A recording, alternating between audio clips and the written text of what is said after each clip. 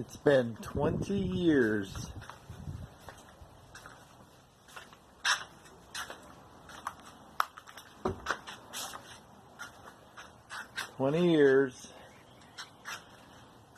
Since this old car has been fired up.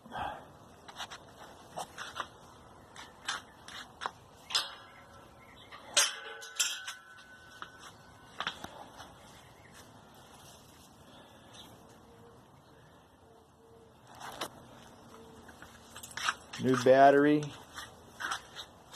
got some gas in it.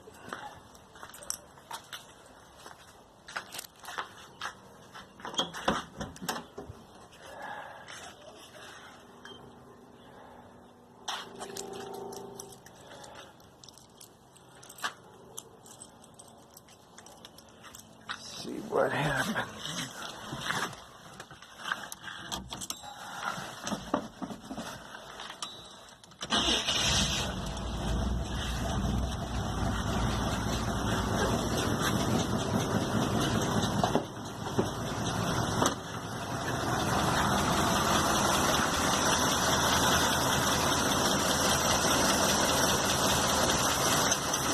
Not bad for sitting for 20 years.